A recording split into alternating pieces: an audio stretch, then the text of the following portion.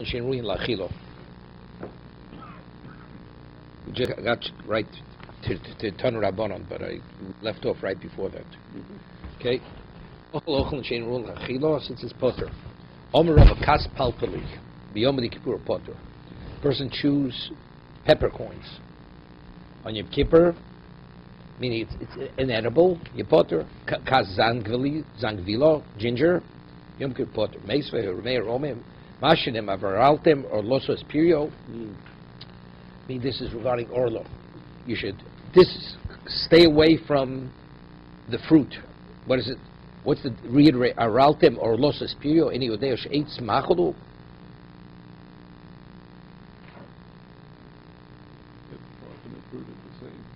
Wait 1 second. Understand that. Yeah. Almatalma eitz machol. What does it mean? Eitz machol. Right? Or losses piro, then it says eitz machol. Eitzatam eitzu piro shove havik. Haviom is a pilpulin. So what does that mean? So you see that the what? Lalamdo shapilpulin chayim ba'orlo. It's a fruit. So because what? You would think maybe the peppercorns, it's not something else.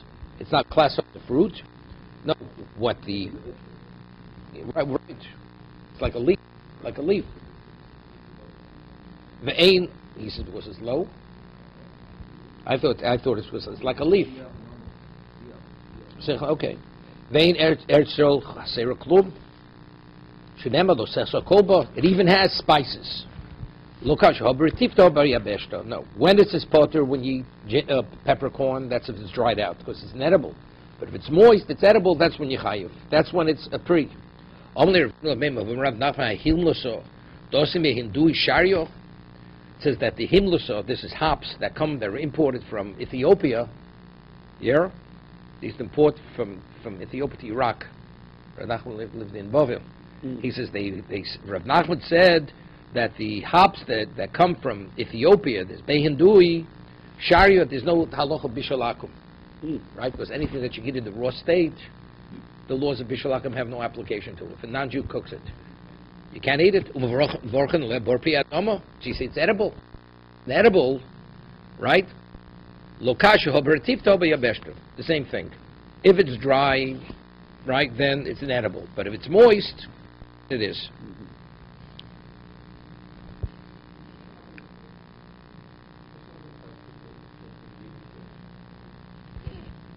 No.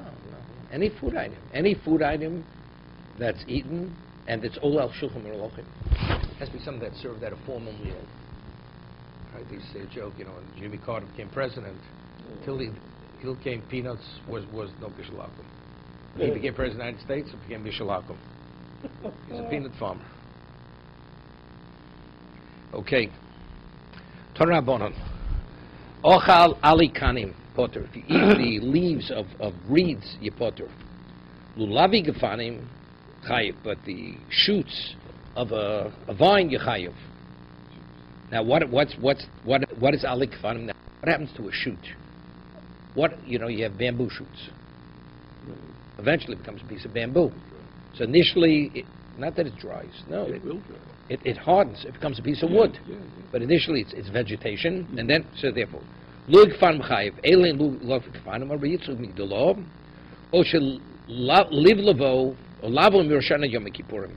buds at that period of time, that's when it's still edible. Okay? Even 30 days. Within 30 days, it's still edible. Because it's not really edible. But and now what are lulev kafanim? When the shoots of the vine, when is it edible? That during that period of time where it starts budding, at that time, that's when it's edible. But if it goes longer than that 10-day period, it becomes inedible.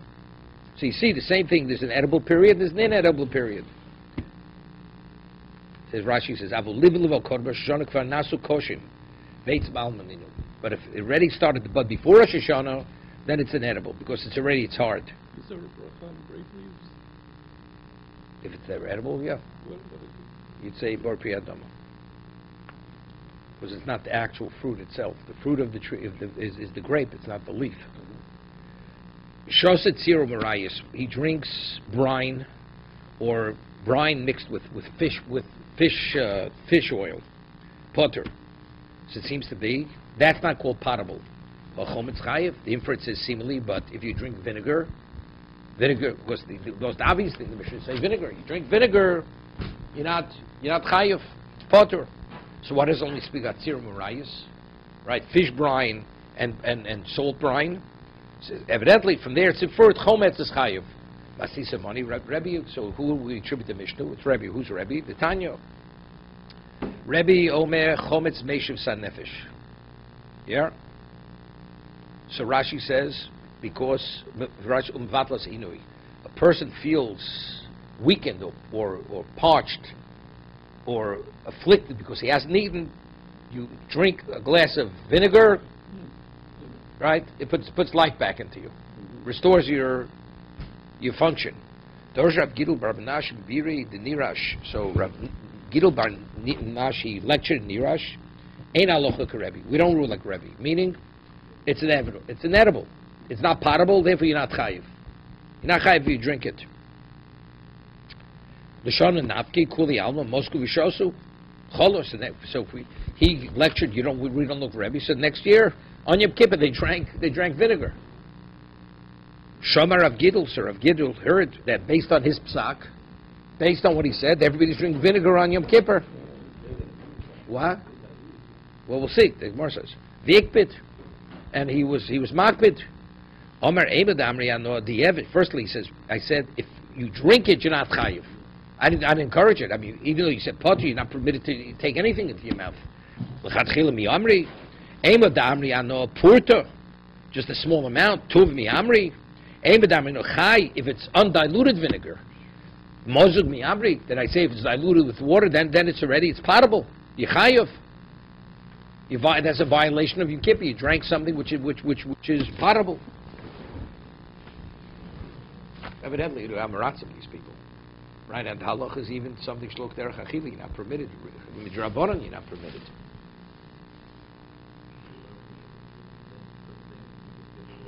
Unless they held it because maybe they were like a cholashem bosakona, shlok derech achili, you're permitted. Maybe that's what they held. So he told him, no, you did the wrong thing because that's called derech achila. Further, hatinok is eman nosem yom kippurim. Children, well, the question, we're not talking about a 2-year-old. A child, a 10-year-old, you don't afflict him by denying food in Yom Kippur. But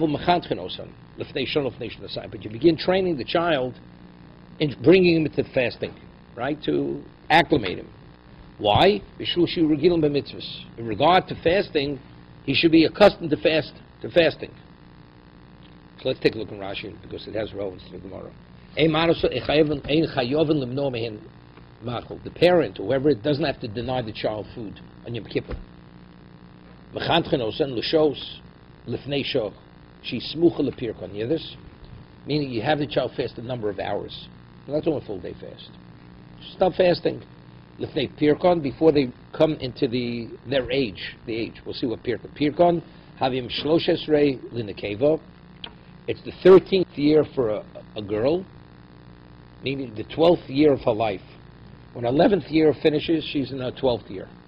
When her 12th year is finished, she's in the 13th year. The Arbe Esrei Lezocher, the 14th year, that's already his bar mitzvah. Shederch noch lahavi shtei staras b'shtei mesrei v'yomechot. Let's say a male, when does he usually reach puberty? It's really before adulthood. He already has pubic hairs in the 13th year, not when he's finished the 13th year. The pirka l'onchin, and what is the time for onchin? And for a woman, that's adulthood. The 13th year is adulthood for a woman. Betinu biyud gimel v'yomechod. When does a male child become an adult? 13 and a little bit. Yomechod means they means beyond the 13th year mark. Shnas yud dalit pirko l'onchin. Shnas yud gimel hi shona hasmucha lepirko. So what is the 13th year? When he's entering the 13th, that's the year before he reaches adulthood. Shnas Yud Beis, he Shona Lefnei Shona. So 2 years before adulthood, He's what? He's 11 years old, going into the 12th year. 12 years, he's going to 13th year. So that's Shana Ushnasayim.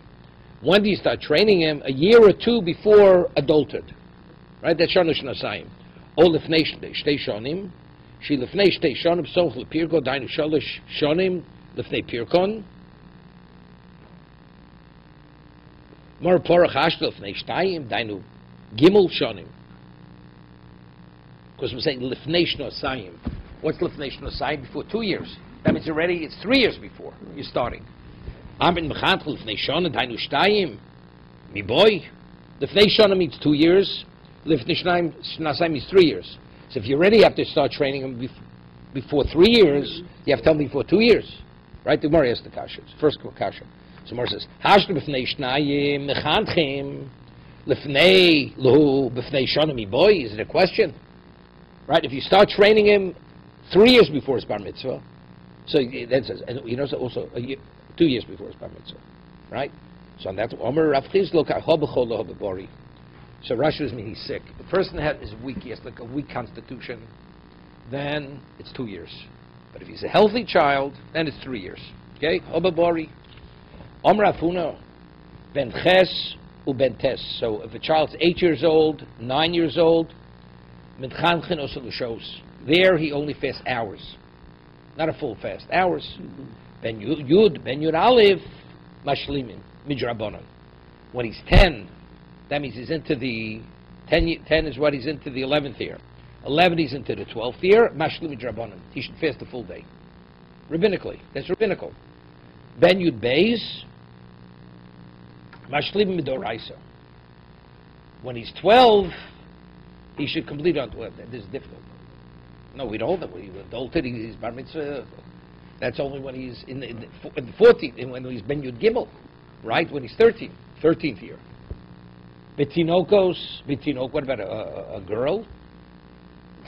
A child, Renachon ben Tes, ben yud mechanchen, o son. She's 9 or 10, so a year earlier. L'shos, ben yud aleph, ben yud beis. This is good. Mashlim midrabanan. Then Yud Gimel, when she's fully 12 years old, she's in the 13th year. Mashlim midoraisa. That's Rav Nachman. No, Ben Yud Gimel means she's in her 13th year. She's not 13 years old.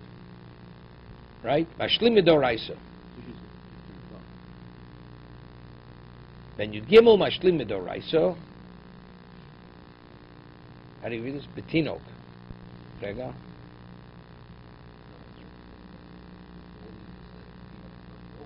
Oh, yeah. 1 second. Midrabanan. Wait. Yud Aleph, Yud Beis, Mashlim Midrabanan. Ben Yud Gimel, Mashlimim, B'Doraisa, Betinok. So, be right.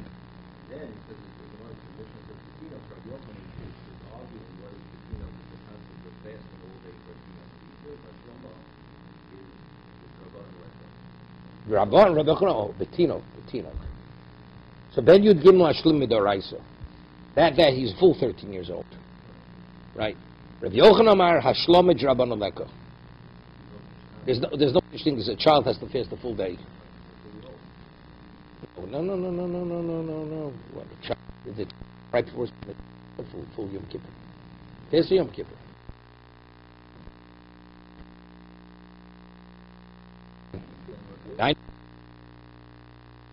Okay, Rabbi Yochanan Mashlam Midrabanan Leka Ben Yud Aleph Mechad Son L'Shos Ben Yud Beis Mashlimin Midoraisa.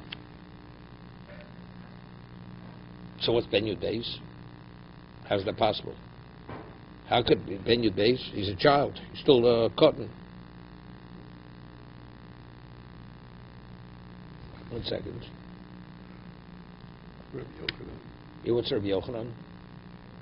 Ben Eser Lebrio She'ovro Eser. Nichtus Lechare Alacharosa. Geen Achas Eser in Tinokus. Cholev Nichtul Yud Beis Mashlim Midrabanan. Yeah. Ben Yud Beis Nichtul Yud Gimel. Nichnusoch.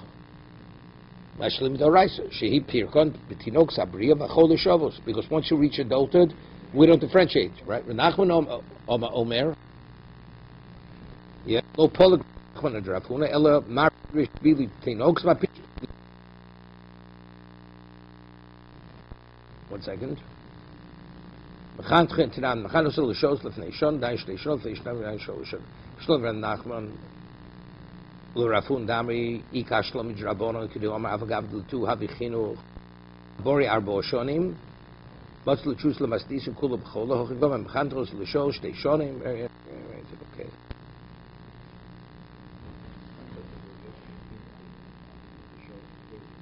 No, there's no such thing as Hashlama, according to Rabbi Yochanan. No such thing.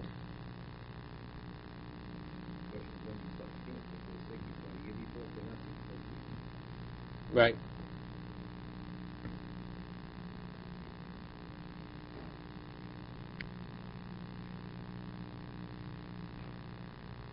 Okay, Renachum ben Tes, ben Yud B'Chav Chosol B'Shos, ben Yud Aleph, ben Yud Beis, Mashlimin, Midrabonon. Yeah. Ben Yud Aleph is for a girl, and Ben Yud Beis, no, is for a boy. Midrabonon. Ben Yud Gimel Mashlim B'Doraisa. Is it a healthy 10-year-old or a sickly 11-year-old? No, I'm going Rav Nachman. So, yeah, so it refers to girls. The boys who reach adulthood a year later, the girls, all the ages mentioned, are raised 1 year based on Rashi. So again, 9 or 10, it's hours. Ben Yud Beis, Ben Yud Aleph, Ben Yud Beis, that's, you complete the fast. What does Ben Yud Beis mean? Ben Yud Beis doesn't mean she's 12 years old. She's in her 12th year. Right. Ben Yud Gimel, but if she's in her 13th year, Mashlim B'Doraisa. That's a Torah fast. Betinok,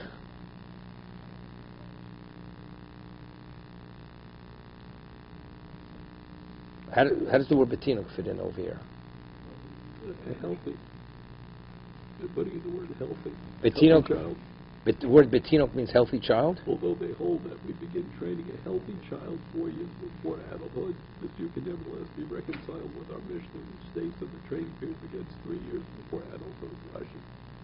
No, but what is the word? How does the word Betinok fit into the Gemara? Huh? Betinok.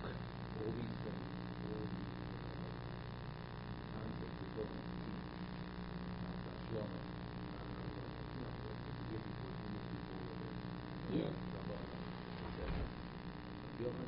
Wait 1 second. Betinok is a male or a female? Tinok means a child. Right, whether it's hours or Hashloma, it's Betinok, a child. Right, of Hashloma by a child, Ben Yud Aleph, Mechan Chosol L'Shos, Ben Yud Beis, Mashlimin B'Doraisa. That's a girl. Tanan HaTinokos, Eima Anin Osen B'Yom Kippurim, it says in the Mishnah. Al Mechan Chosol L'Fnei Shono, L'Fnei Shtayim, Bishlam Rafun Rav Nachman, L'Fnei Shon, L'Fnei Shnasayim, right? L'Fnei Shon L'Divreim, L'Fnei Shtayim L'Divreim. Second, you have to grow here. Fiza appears. Avchan Chos L'Fnei Shona Enu Koyal Aschol Zman Shel Chinuch El Koyal Ham Shoch Zman. Ad L'Fnei Shona Shel Chiyuv Doraisa. Chanosol Hashona Mashlim Medivreim Zel L'Choyle. Neishnasai Pish Kamki L'Fnei Chiyuv Doraisa. Chanosol Shtei Shona Mashlim Medivreim V'Zeh Bori. Okay.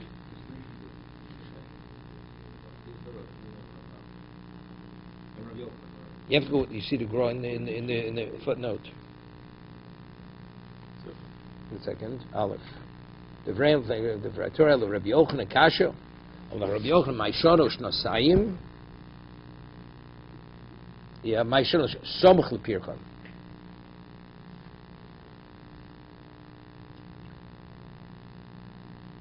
The day lo sukman misbaslis cloud. Though I'm reading Shlom Midraban Leklim. The Tamo.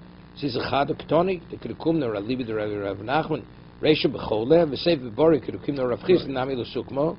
Asis k'doi sholish Rabbi Yochanan Mishtayim lebori v'achas l'chole. So how does he answer the Mishnah?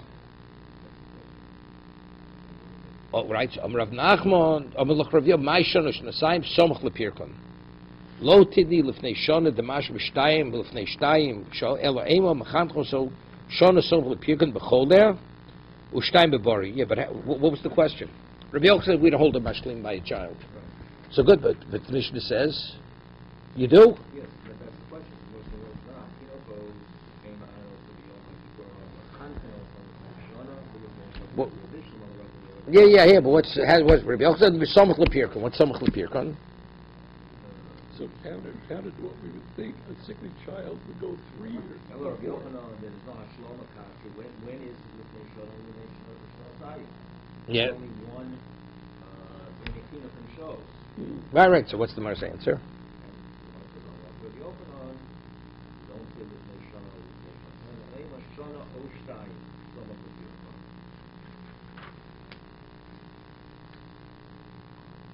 Then it goes on.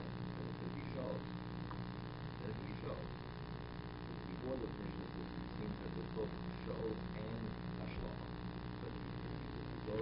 If you go lifnei shon lifnei shnosayim, then it can't. Then you have to say that. Then you have to. That's hashlama. No. That means there's shows and there's hashlama. Right. But if you say shon shnayim, then that shows. Because from the Mishnah way we read it, there are two things: there are hours and there's completing the fast. Right. So a girl 9 just does a couple of hours, but she gets to 11, so she has to complete. Toshma Dutani Rabbar Shmuel Tinokos Ein Manros Yom Kippurim. Right. Avam Chanchos Shono Shtayim Samach Lepirkan Bishlam Rabbi Yochanan Nechov. It's good. Right.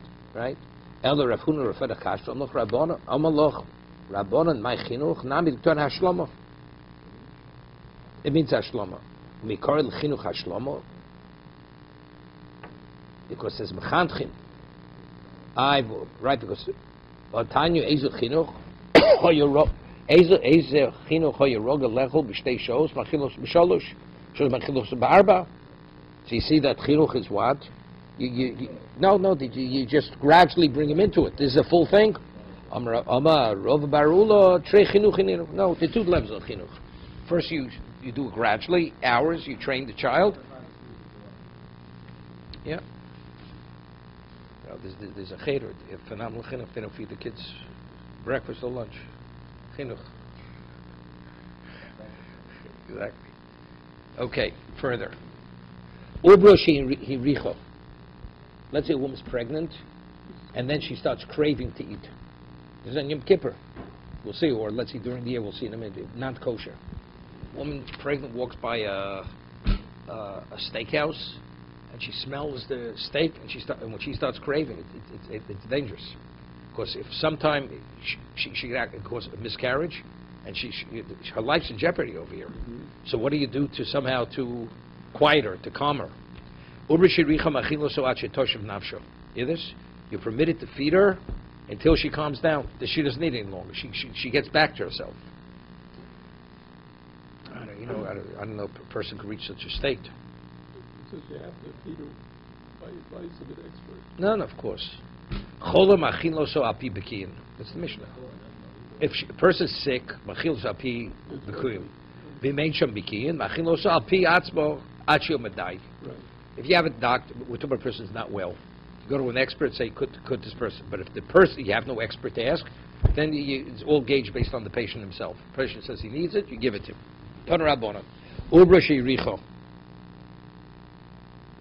So he says, Rashi says, Uba me riach reach. Really, it's the fetus that has causes the craving. V'hu misavelo mein ochloso musukonim. The mother and the child, shnei musukonim. The mother and the child are in danger. Yeah, api bikiin. You need two doctors. Yomu shnei rofim shu musukin mein ochel. No, it could be either one. We'll see in a moment. Either will speak. It's the Gemara, the Bryce B'sar Kodesh or Chazer. Turn around on Ubra Shiricha B'sar Kodesh or B'sar Chazir. Tochel of Kush Berotov Umenichel Apir. You take a fork, dripping with gravy, and you just touch it to her lips, near the mouth. Not that she's going to eat. She's eating any of the gravy. Im Nisiashva Daito. If the woman is calmed, Mutav. It's fine. She's not in danger any longer. We just give it the gravy. Even though the gravy itself is what? It's not kosher. Yeah, whatever. Flach shnochum l'kush habrotiv shaloso boser u'motzasoso. Okay? Vim nisyash v'daito, if she's calmed, mutav, it's good. Vim lav, let's see, she's still craving. Machiloso shuman atzmo. You actually give her the fat. One is diluted. Because since it's pikuach nefesh, except for these three areas, everything's life-threatening is over. In fact, I think the thing with we rule halacha that chatich nasas nevelas drabanan. Right? Let's say you have milk and meat, and now the volume, and a person goes and has. Now, what is the milk? The milk is basar b'cholav, if you cook them together. And what is the meat? The meat's also basar b'cholav. I don't say, well, it absorbs so much milk, right? No, it becomes a new entity called basar b'cholav. What happens in this kind of case? I have a case where I have a piece of non-kosher meat falls into a pot 30-1. Right? Now, the water now is absorbed with non-kosher meat, correct? Now, how much meat is absorbed in that water? It can't be more than the meat itself, because ice. Let's say now this water falls into a pot with 30 times, 60 times as much kzeisim, but volume of water, it's not 60 times the amount of water. You follow what I'm saying? I mean, the water cannot be absorbed, contain more than a kzayis of the meat. Right? Cannot have more than a kzayis of the meat. Because you cooked only kzayis in the water. Now, let's say this water falls into another pot. And you only have, and you don't have 60 versus the volume of the water in the pot, but versus the volume of the original kzayis that caused the water to become non-kosher, you have 60. Are you permitted to eat it? On a Torah level, you're permitted. Because you have 60-1, because you can't have more than a kzayis absorbed into the water. But rabbinically, we look at the water as non-kosher water, so you have to have 60 times as much as the water. But that's rabbinical. So I'm saying rotev is gravy. It's not kosher, it's not a mikvah.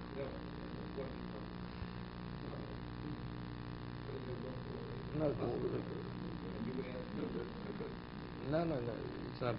not kosher with a mikvah. Not kosher. If you have a mikveh, it's not complete, and you pour in 3 lugin shuvim, the whole mikveh becomes kosher. You have to empty out all the water. No, rabbinical. It's rabbinical. What water being added? No. Well, let's stick to kashrus, okay? So now, it says, you should put the gravy with the food by the woman's lips, hopefully it will calm her. If not, you first feed her the gravy. And then, if the gravy doesn't, then you feed her the actual non-kosher fat itself, right? But the gravy is fat? No. Really, the liquid could be chatzi shirosa min haTorah. The amount of gravy she's going to ingest, let's say she drinks a revius of the gravy. There's not a kazayis of non-kosher in that gravy. Right? So you're still dealing with chatzi shir. But if you feed her the shuman, the fat, it's not kosher fat, so she's eating fat. Right. So there she's eating the full volume. Right. So I'm saying that's the reason why you go in that order. First, if she can't contain herself, you give her a little bit of gravy. The gravy doesn't work, then you give her the fat itself. Now, see, what does he say there?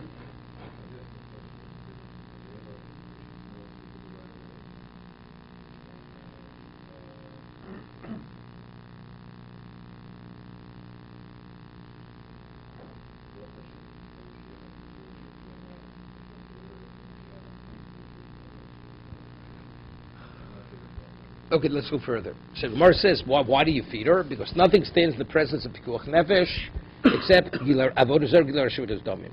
Avodah zarah means, how do we know if a person is given an ultimatum, either do idolatry, we're going to kill you, you have to give your life. Tanya, Blez Omer, im nemar b'chol nafshcho, loma nemar b'chol modecha. The Torah says you have to give your life to demonstrate your love for Hashem. The Torah says, since of course you give you possessions. If you have to give away even your money, I don't know what the other question is. The second question is not, how do you read the second question? And if it's chol nafshka, what is it meaning? And if you're going to say because one's money has greater value than his life, so if you say modech, what do you have to say nafshcha? Right? So that Gemara says, Im yesh l'cha odom shegufa chovav mimamono. Person values his life more than his money. Kach nem b'chol nafshcha. For that person, say you have to demonstrate your love to Hashem, even to give your life. V'im yesh l'cha odom shemamono chovav olav migufo. You know, there was those kinds of people, right? The lives of their pleasures, their money has greater value than their lives. Kach nem b'chol modecha. B'chol modecha. It's interesting. Alan once told me he had a patient, had a very bad heart condition, and the patient wanted to go on a cruise, some island, and there was no hospital, there was no medical there. So so Alan said, I don't think it's a good idea. You should have an event. What's going to happen? So the patient says, no, but I take responsibility. I take responsibility. If you die, you can take responsibility. It's insanity. You mean the vacation is more important than your life, right? Okay, you find people, their money is more important than their lives. Is this where Jack Benny gets the line? Okay. How do we know committing adultery or incest that you have to give your life? Right? In Shvichas Dam, committing murder. The Tanya Rabbi Yoma Kikashi Yokim Ishal Reu Ritzochol Nefesh. A woman who's raped, right? A married woman who's raped, so she's not liable, or she was raped. So how does Torah compare her being the victim? If a man is victimized and killed, is the victim who's killed, is he at fault? There's no liability to the victim. So she's no different than the murder victim. That's what Torah says. Kikashi Yokim Ishal Reu Ritzochol Nefesh. Keina Dover Hazeh. Just as the murder victim is not liable because he's the victim, this is identical same. She's not liable. So what are we learning? What is Torah compared this to committing murder? What are we learning? We learned something from it. Also we learned something back to it.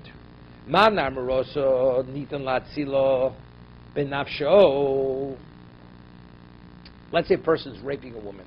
How do we know when you're permitted to kill the rapist while he's raping her? Not at post. While. Because just as ma naimrosa nidlatzilo benafsho afrotzeach. Where is it? One second. Ma naimrosa nirishus lamatzil latzil mebila zu benafsho shaboel zel horgo achlabole before kirichsiv. Why could you kill the rapist? Because it says she has no one to help her. So what's the inference? Whatever it takes to save her from being raped, you killed. Even means killing the rapist, right? So man naimaroso nitzlat silo benafsho of the rapist afrotzeach. What's afrotzeach?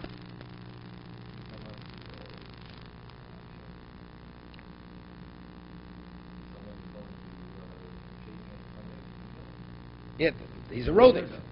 He's a marotzeach yehoreg val yavor. Just as rotzeach, if a person's told either kill or be killed, we say yehoreg val yavor. Why? The Gemara is going to say why. Atayim rosa yehoreg val yavor. We say also by naim rosa it says either commit adultery or we're going to kill you. We also say yehoreg val yavor. We say you die and not why? Because we'll see. So we're learning the rapist is like the murder. Just as a murderer, if he's given an ultimatum, either kill or be killed, you have to let yourself be killed. If a person is given an ultimatum, either rape the woman, commit adultery, or we're going to kill you, you have to let yourself be killed. Why? But how do we know that the murderer is given an ultimatum, kill or be killed, you have to give your life? Right? How do we know that if a person is given an ultimatum, kill or be killed, you have to give your life to be killed? It's logic. Why? The Rabbah or the Rabbah. This person came before Rabbah. Obali Mori Duroy, he was a goy. He was like the governor of the community there. This Mori Duroy said to this Jew, Katli Leplanya, I want you to go murder so and so. Kill so and so. V'lo Katlina Loch, and if you don't kill him, we're going to kill you. That's what the government said. Either you kill or be killed. Omalei, so Rabbah says to this Jew, Nachtaloch lo siklo, you should be killed and you have no right to kill. Yeah, why? Because my choz is the doma di doch sumek tvei. Who said your blood is redder? Dilma doma dau gabra sumek tvei. Maybe the one he wants you to kill, his life has greater value than yours. His blood is redder. Let's take a look at Rashi. Mori du roy shilton shel kfar shani dorsha. My choz is the doma di doch sumek tvei. Kla my daidoch lemishri milso. Is the same Rashi in Sanhedrin. They're beautiful. Now, what is the basis for Yavor Val Yehoring? Person's deathly ill, you can violate Shabbos. You can eat on Yom Kippur. You can wear, person's freezing to death and he has to take a blanket that has shatnez and you can wrap yourself in it. It's called nefesh. Why? Because Torah says v'chai behem. You should live by my Torah and not die by the Torah. So meaning, your life has greater value than the whole Torah. What about when you're pitting a life against a life? You can't say, what? I could kill because Torah says don't kill. Don't commit murder. Why? Because your life has greater value. But who says your life has greater value than the other person's life? Maybe the other Jew who you're told to kill, his life has greater value than you. So you can't pit a life against a life. Regarding Shabbos, Torah says the life of a Jew is greater than Shabbos, Yom Kippur, parshas, everything. But once you pit a life against a life, which is the basis, who says your blood is redder than his blood? Let's take a look in Rashi. Now Rashi is the same thing.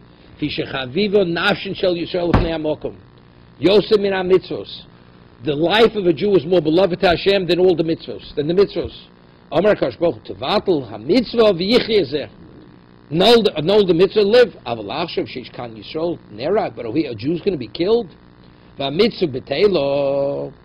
And you're not going to observe the mitzvah. Why would Hashem over here allow you to violate? Here? Who says your blood, your life has greater value than the other Jews? It's a chai against the chai. Normally we're putting chai against Yom Kippur, against Shabbos, against whatever it may be. But here it's chai. But what do you see from Rashi? Same thing in Rashi. Here Rashi is even more explicit.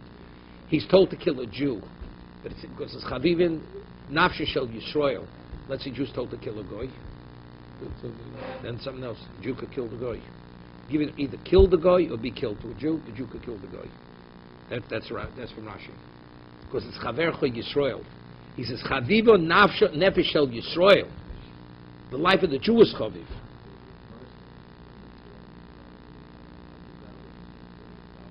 How Gabra could be a goy? No. Right. But Rashi is learning the Lomdis, right? With the understanding is, no. Because the way he's explaining it, because there's no other way to explain it. You know why? If you're going this, no, because it's chai versus chai. The whole idea is the life of a Jew has greater value than mitzvahs, right? But what's chai? It's understood. The halacha is if a person kills a goy, there's no liability of death penalty. You know that? Norman. The Jew kills it, it's 4-1 not to kill the goy, and he kills the goy.